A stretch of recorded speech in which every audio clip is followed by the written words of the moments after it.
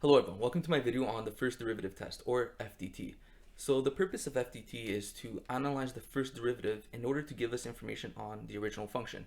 So we're going to see a topic later called curve sketching, where we have to actually sketch the entire function by hand without using a computer application software such as Mathematica or Maple or Desmos. We have to do this by hand, and in order to do that we have to analyze the first derivative, and later we'll analyze the second derivative. Okay, so before we get to the first derivative test, let's look at this statement here. So we have increasing and decreasing functions. So the first statement states that if f prime of x, the derivative, is greater than 0 on some interval, then that means the original function increases on that interval. Similarly, if f prime of x, the derivative, is negative, smaller than 0 on an interval, then that implies that the original function decreases on that interval.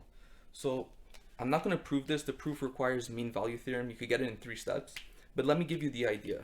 So the idea, let's consider some function.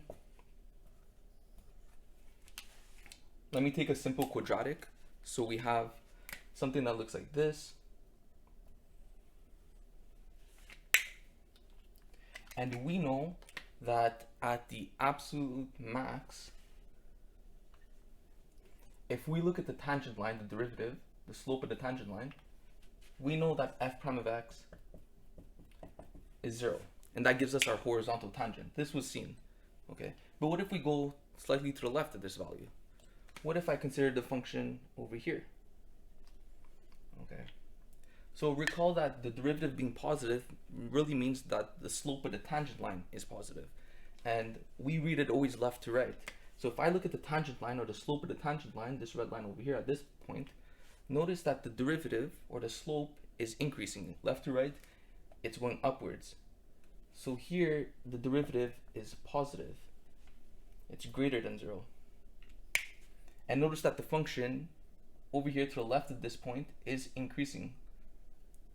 Okay, so here the function is increasing, and we can see that if we look at the slope of the tangent line, it would be positive. The slope of this line is positive. From left to right, it's increasing. Okay. And if we look at this point over here to the right, notice that the function, the green function, is decreasing. And if we take the slope of the tangent, something that looks like this, it's going downwards. So we know that the slope, f prime of x, would be negative. Okay. And this is what the statement is telling us. So we know that if the derivative is positive, the function is going to be increasing. And if the derivative is negative, we know that the original function is going to be decreasing. Okay, that's the idea. So in this example over here, we're asked to find the interval for which the function increases and decreases. And the function that's given is x cubed minus 5x squared plus 3x. So we're dealing with a polynomial. So the first thing we have to do is take the derivative, set it equal to 0. Let's go ahead and find our critical points.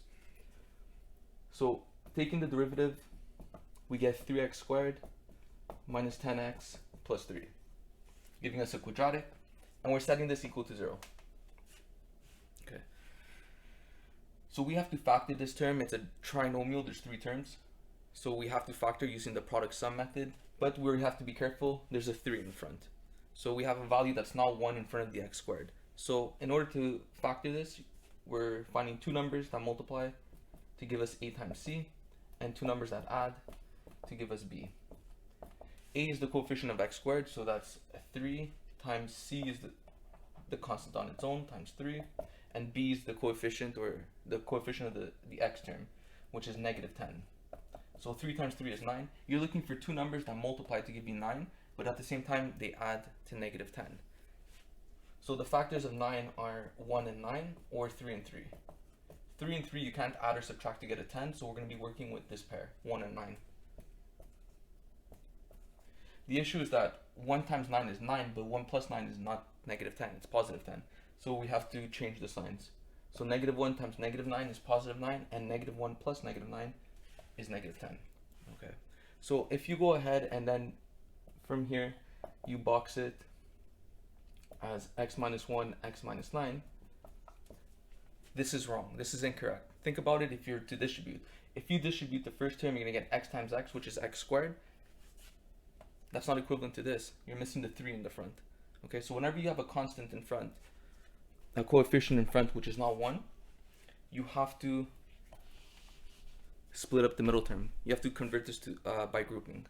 So we're going to split up the middle term into our roots that we got here. So 3x squared stays. The negative 10x could be rewritten as minus x minus 9x plus 3. Okay, and this is equal to 0. So essentially all we did is we took the negative 10 to determine the middle and split it up into the roots that we got here. Whenever you have a constant or a coefficient in front of the x squared, which is not a 1, you have to use this method here. And now we go by grouping. What could you factor out from the first group? We have 3x squared minus x. So we could factor out an x, leaving us with 3x minus 1. And then we do the same thing here. What can we factor out from the second pair? We have negative 9x plus 3. Well, we could factor out a minus 3, giving us 3x minus 1 equals 0. Notice that whatever's left in the bracket is the same. We absolutely need that. Okay, that's why it was important to factor out a negative 3 and not a positive 3. If you took out just a positive 3, you would be left with negative 3x plus 1, which is not the same as what's in this bracket. Okay, so make sure when you get to this step, whatever's left in the bracket has to be the exact same thing. Why do we need that? Because now if we consider this entire term and we consider this entire term, what does the first term and the second term have in common? Well, it's whatever's in that bracket.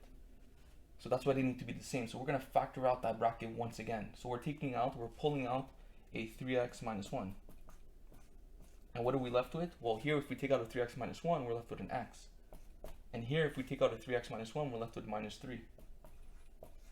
So this is the factored form. We have 3x minus 1 times x minus 3 equals 0.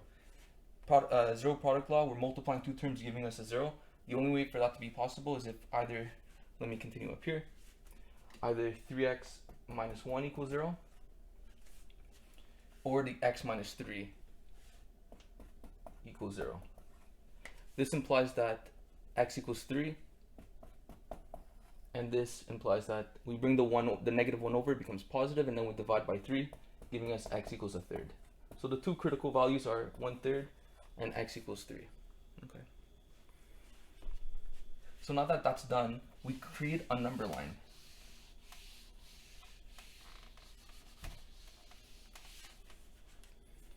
We create a number line, writing down our critical points. We have 1/3 and 3. Okay. We found the critical values. Essentially, we found the horizontal tangents, or where the slopes are 0 for the derivatives. We have to check what's happening in between these values. So now what you have to do is take an original value, any value that's on this interval that's in between 1/3 and 3, one that's bigger than 3, and one that's smaller than 1/3.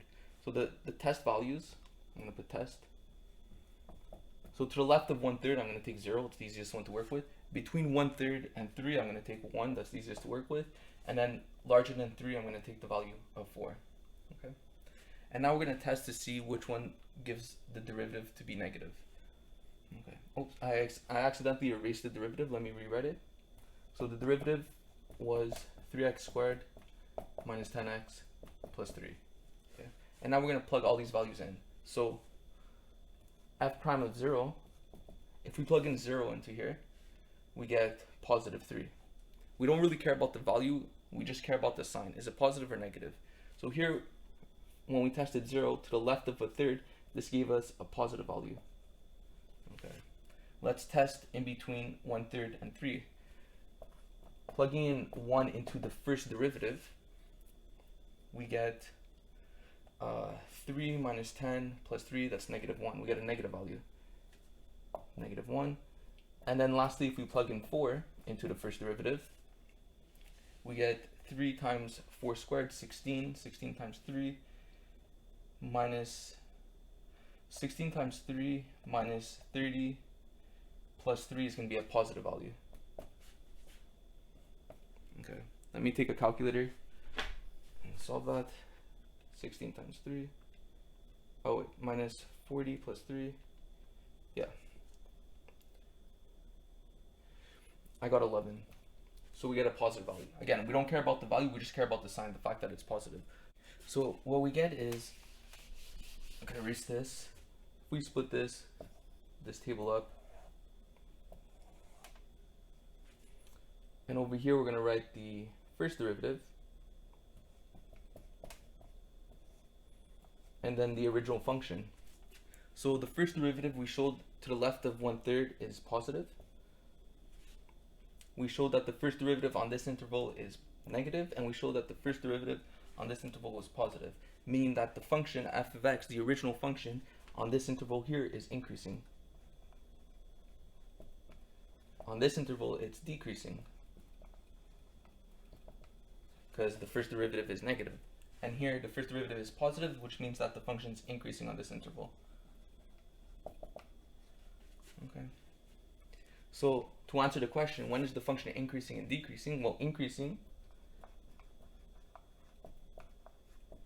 it's increasing on the interval everything to the left of 1/3. So from negative infinity to 1/3, excluding 1/3, because the derivative is 0 here. This was a critical point. Union, because it's increasing also on this interval for all values larger than 3. So 3 to positive infinity. Okay, that's when it's increasing. Now let's do decreasing. Decreasing, we have on the interval from negative 1/3 to 3. Sorry, positive 1/3 to 3. Okay.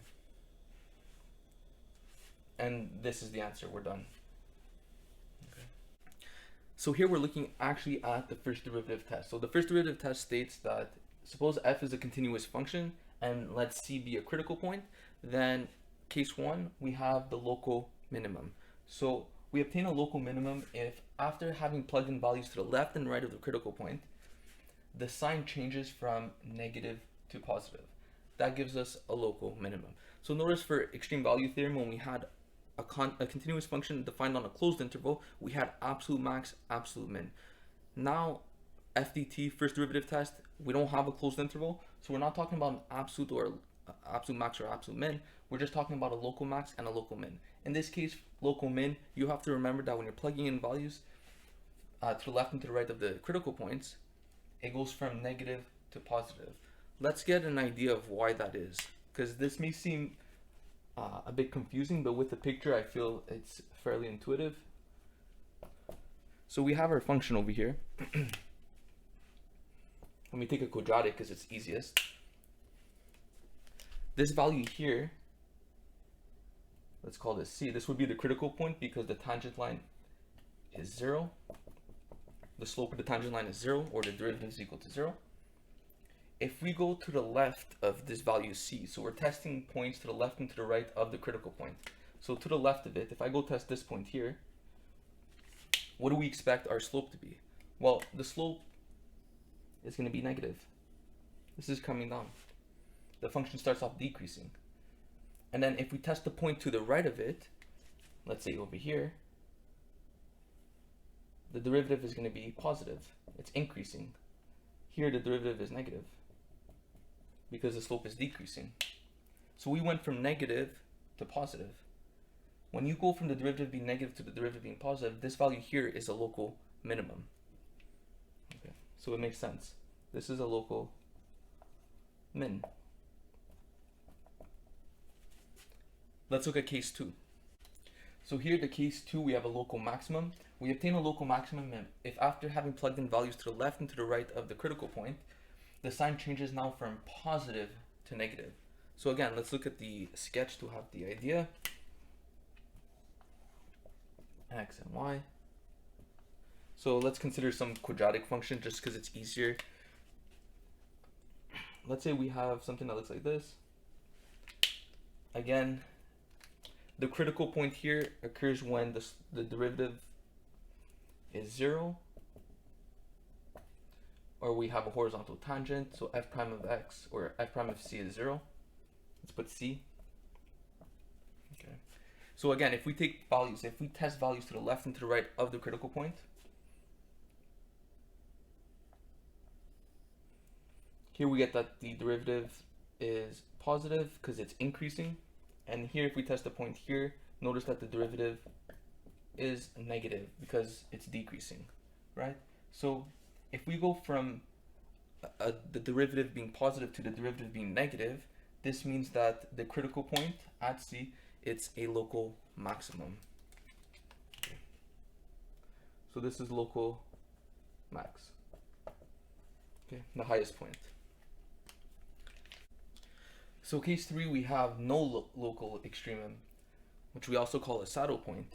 So we do not obtain a local max or min if after having plugged in the values to the left and the right of the critical point, the sign of f prime of x does not change. So there's no change. Let's look at the cases that we have. So it breaks up into 2 cases. First case, y, this is x.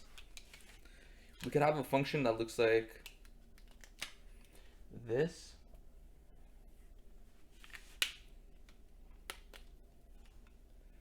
And let this value here be our critical point, c.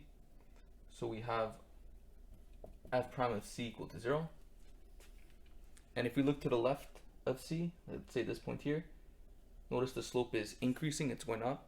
And if I take the slope, f prime of x is positive, and if I go over here, again it's going upwards, f prime of x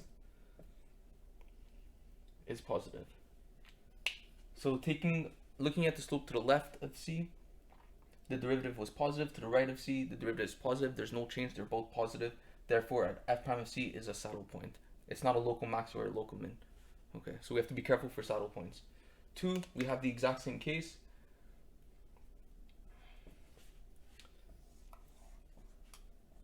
But we have something that looks like this now. Basically just coming downwards. This also is a saddle point. So we have point C here. F prime of C is 0. So here we have a horizontal tangent. And if you go to the left of C, here f prime of x is negative. And to the right of C over here, f prime of x is also negative. So to the left and to the right, the derivative remain negative in both cases. Therefore, there's no local max or local min. We have a saddle point. So here's the strategy to solving first derivative test problems. So we begin by finding the critical values by setting the derivative equal to 0 and solving for x, or in this case c. Once you get those values of c, you're going to take values to the left and to the right of c. So we're going to test values by substituting them back into the first derivative. So you test those values in between the values of c and plug them back into the first derivative. Once that's done, you look at the signs and you determine whether you have a local max, local min, or a saddle point. That's step 3. I just want to mention, this is really important, make sure you're able to distinguish between extreme value theorem and first derivative test. When we had a function, a continuous function on a closed interval, we were taking the derivative, we would find the critical point, and then we would plug the critical points back into the original function, f of x. When you're doing first derivative test, after you find the critical point and you're testing values to the left and to the right of the critical point, you have to plug it back into the derivative, the first derivative test, okay? So plugging it back, when you're applying the FDT, you're plugging it back into the first derivative, not the original function, okay? So make sure you're able to catch that. So in this example here, we have to find the local max and min of the following function. F of x equals x minus 5 squared times x plus 1 squared. So let's go ahead and do that. The strategy tells us to first begin by finding the critical points. Let's do that. So we take the derivative, set it equal to 0. I'm just going to replace x with c.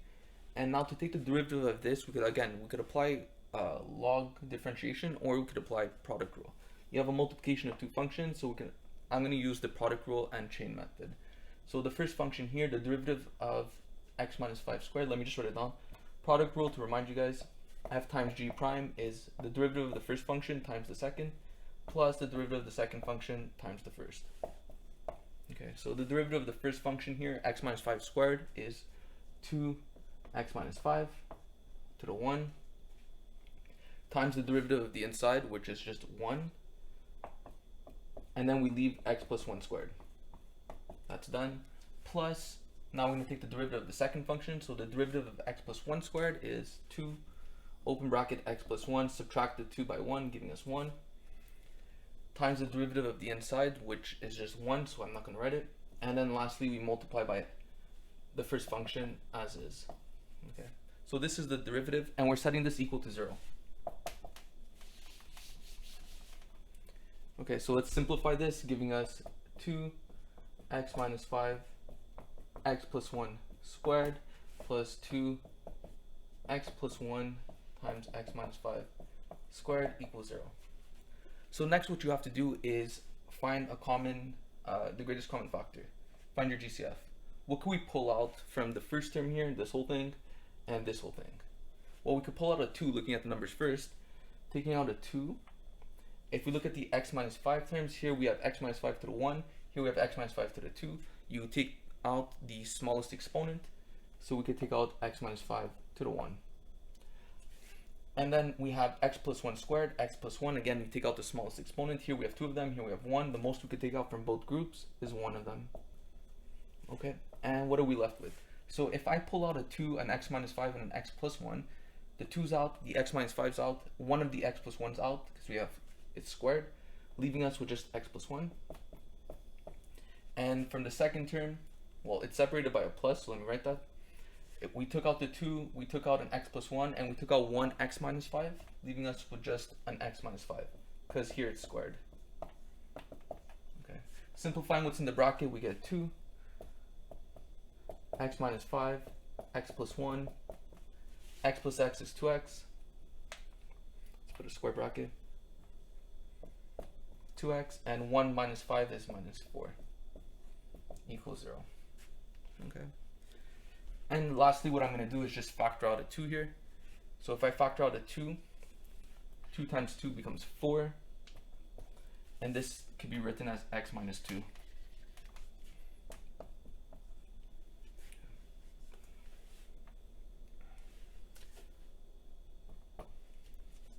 Let me leave it as x instead of c. Now we use the zero product law. We're multiplying 4 terms to give us 0. That means one of these guys has to be 0. At least one of them has to be 0, if not all of them. So either x minus 5 is 0. Obviously 4 cannot be equal to 0, so we ignore it. X plus 1 gives us 0, or x minus 2 equals 0. Meaning that x equals 5, x equals negative 1, or x equals 2. These are our critical points. So that's step 1. We found our critical points. Next, what we have to do is test values in between our critical points. So let's go ahead, and I like to draw a number line. So let's go ahead and do that.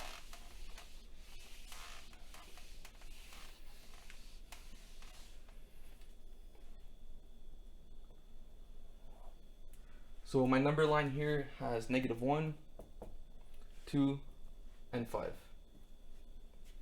It's not drawn to scale, but that's okay. These are our critical points. We want to determine at these critical points, do we have a local max or a local min or a saddle? That's our goal. So let's see what happens with the, let me make a table, and we'll put the first derivative here, and we'll put f of x here. So I'm going to make a table like this and like this. Okay. This is, let's say, positive infinity. This goes off to negative infinity. Okay, that's my x-axis. Okay, so the values that I'm going to test, let's do this in green. To the left of negative 1, let's take negative 2. Doesn't matter which value you take. So I'm going to test negative 2. A number between negative 1 and 2, the easiest value to choose is 0. And we're going to test with 2 and 5, we'll take 3. And something bigger than 5, let's take, I don't know, 6. Okay. So these are the values that we're going to test in green. Let me just keep that in mind. Testing values in green, and we're going to plug them into the first derivative, which again I accidentally erased. So let's write it down here. F prime of x, what was it? It was 4 x minus 5 x plus 1, and I believe x, it was x plus 2.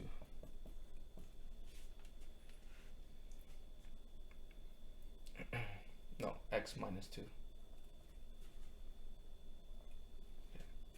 So I believe this is what we had. So now what we're going to do is test all these values here. So I don't have space, so I'm just going to write them in shorthanded notation. So f prime of 0, plugging in 0, that's just easy to do. Plugging in zeros into here, we get, well, negative 5, 1.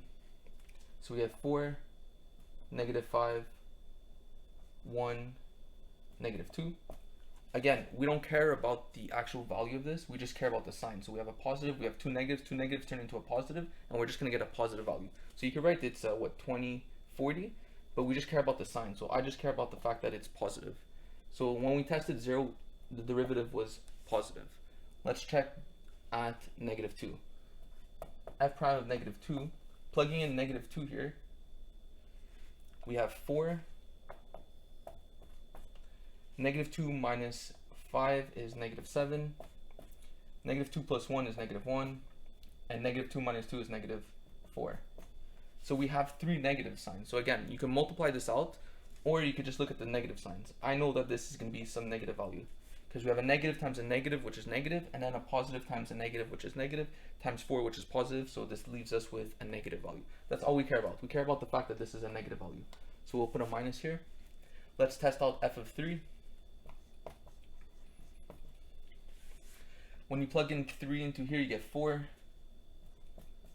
3 minus 5 is -2. 3 plus 1 is 4. And 3 minus 2 is 1. So here we have one negative value. So a positive times a negative times a positive times a positive gives us a negative value. This one here is negative. And lastly, 6.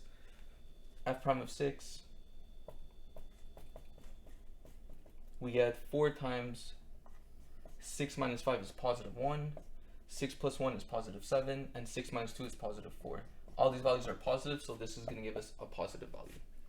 Okay, so this part's done. We're finished with the derivative. What does that tell us about the original function? Let's erase this. So what does it tell us about the original function? Well, here on this interval from -infinity to -1, it's decreasing, because the derivative was negative. Here it's positive, so it's increasing. I'm just going to put an arrow going up. It's increasing. Here it's negative, so on this interval from 2 to 5, it's decreasing. And on this interval here, greater than 5, it's going to be increasing. Okay. What does that tell us about the critical points at -2? What do we have? Well, to the left of, sorry, not -2, at -1.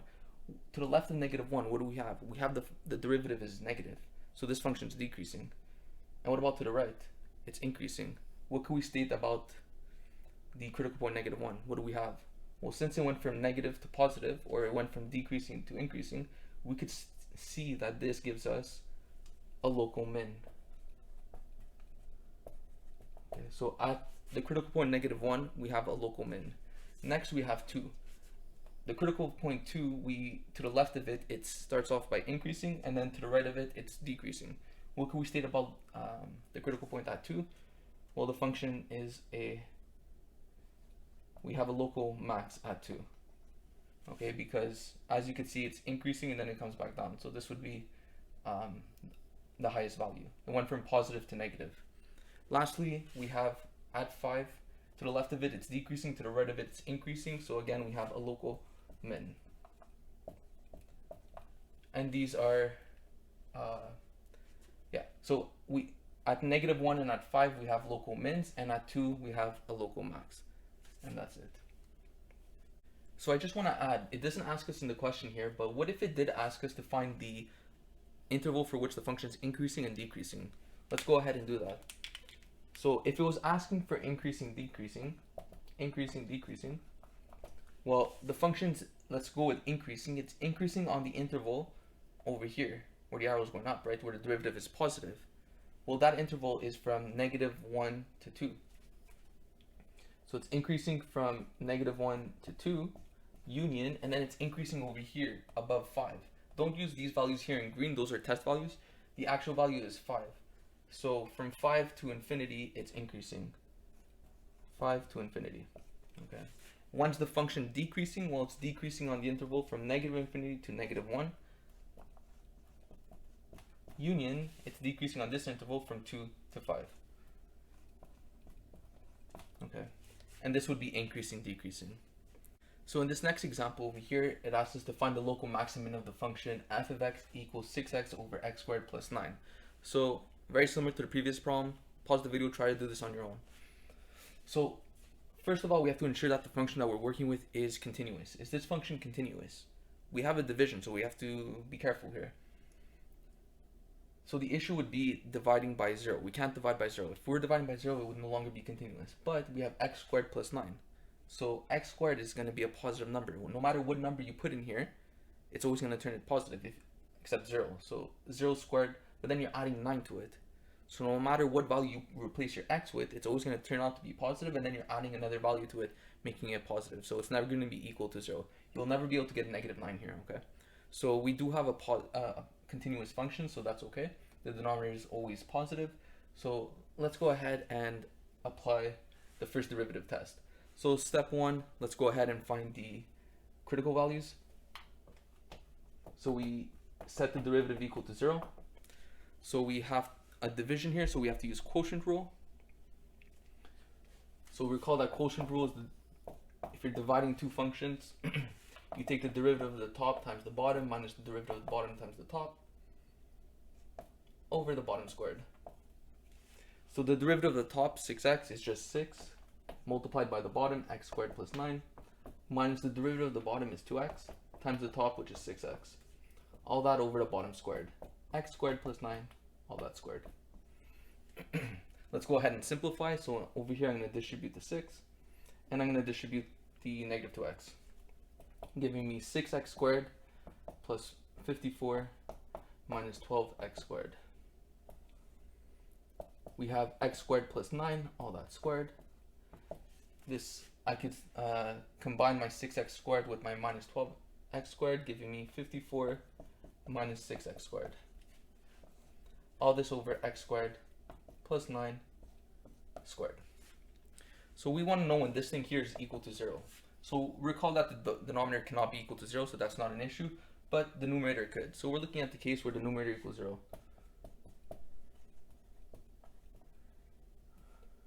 i.e. when f prime of c equals 0.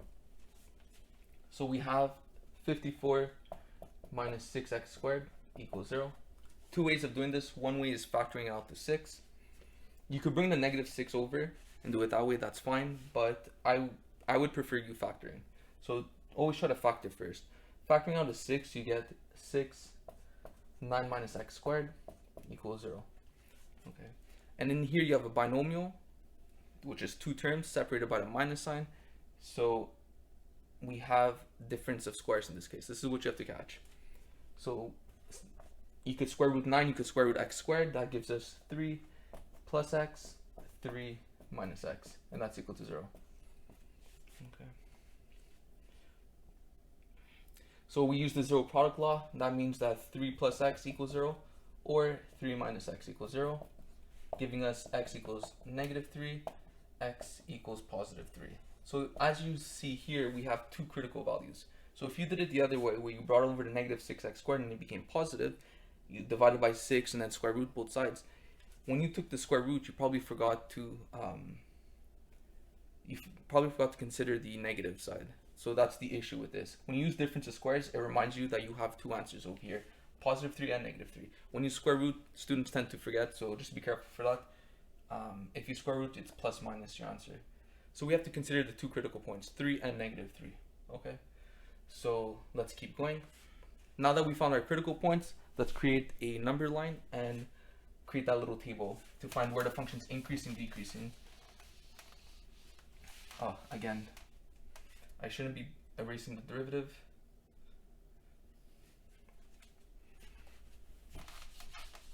Let me write it up here. So f prime of x, what did we get? We got, it was 6, 9 minus x squared on top, and on the bottom it was x squared plus 9 squared. We need the first derivative, so I'm just going to put that there. And now let's make our number line. Negative infinity to positive infinity. We had negative 3 and positive 3. Okay. So what I do is I box in my critical points. And then I create my f prime of x and my original function. Okay. This is what we want. And now we have to decide on our test points. So let me do that in green. So the test values that we're going to take is, well, between negative 3 and 3, always take 0. It's just easy to work with. smaller than -3 would be -4, and then larger than 3 would be, I would probably take 4. So these are the test values that I'm going to use and plug them into the first derivative. Remember, we're using the first derivative test. When you're testing your points, you're plugging them into the first derivative. So f prime of 0, let's plug in 0. Plugging into 0, we get 6, 9 minus 0 squared over 0 squared plus 9, all that squared. Okay. Again, we don't care about the actual value, we just care about the sign. So 9 minus 0 squared, we get 6 times 9 on the top. On the bottom, we get 9 squared. So we're going to get some positive value. That's all we care about, the fact that it's going to be positive. So when we plugged in 0 to the first derivative, we got a positive value. And we know that if the derivative is positive, that the original function is increasing. So let me put an arrow going upwards. So let's go ahead and test f prime of -4. So f prime of -4, if we plug it into here, we get 6 times 9 minus -4 in brackets squared over -4 squared plus 9 squared. So if we focus just on the denominator, notice that it's something in brackets, all that squared. So no matter what comes out of here, it's always going to be positive. So I'm not going to solve it, I just know that that's going to be positive because of the exponent 2. On the top, what we have is -4 squared, which is positive 16, and we have 9 minus 16, that's a negative value. A negative times 6 is going to still be negative, so I just care about the sign, the fact that it's negative. A negative divided by a positive is negative. Negative always wins. So when I plugged in f prime of -4, it gave me a negative answer, a negative derivative. And we know if the derivative is negative, that the original function is decreasing. Okay, so we have an arrow going down. That's a bad arrow. Lastly, let's plug in f prime of 4. So this becomes positive, this becomes positive, and essentially we come with the same argument. The denominator is going to be positive because the whole thing's squared, and here we have 9 minus 4 squared is still 16. You get the exact same thing. So this is going to be negative. That's why it's good when you're testing values like positive and negative. Try to, especially if it's an even function or whatever type of function we're dealing with, try to take test values that are essentially the same number, opposite signs, just to make the calculations easier. But at the end of the day, you could choose any value you want. So here it's negative and the original function is decreasing. So now that we tested our values, let's go ahead and make our conclusions on the critical values or the critical points. So at -3, to the left of it, the function is decreasing, and then to the right of it, it's increasing. What can we say about the critical point at -3? Well, it went from negative to positive, so this is a local min, right? If you essentially sketch this out, you get like this U. So it's obvious to see from our sketch, our quick sketch, that this is a local minimum. This is a small value, right? If we look at +3, it's increasing. The function, the original function is increasing, and then it's decreasing after we pass 3. So again, if we sketch this out, this is like the peak of a hill. So we have a local maximum. Okay. So we determined at -3 we have a local min. At +3 we have a local max. That's the answer to the solution. So it's not asking us in the question, but let's go ahead and find the interval for which the function is increasing, decreasing. So when do we have increasing? When do we have decreasing? We have increasing when the function is defined between -3 and 3. And we have the function decreasing on the interval from -infinity to -3. Union, and then it's decreasing again after 3. So union 3 to infinity. Okay, and those are the answers. Okay, so I hope this helped. Keep practicing. These are very difficult.